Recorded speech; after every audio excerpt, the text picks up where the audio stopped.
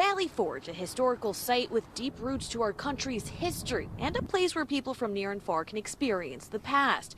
But the people we talked to today say it wasn't lively as it usually is. When we're driving, we got to get past people.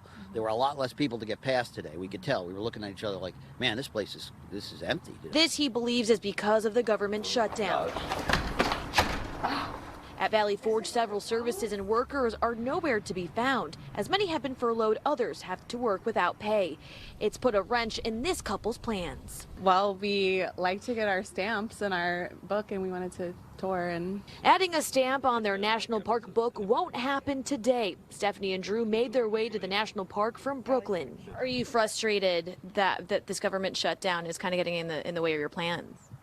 Yeah, I mean, I think there's a lot more to be frustrated about with the country and the government currently.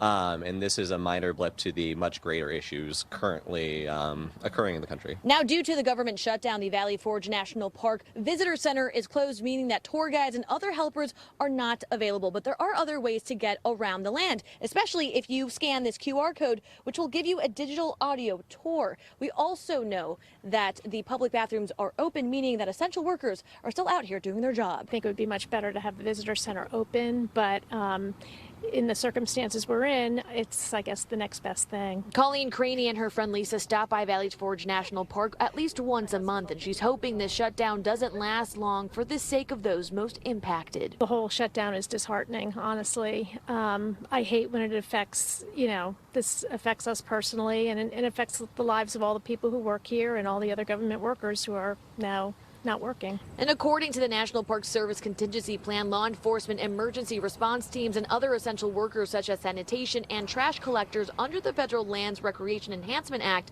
are expected to continue working. Hopefully they can resolve it.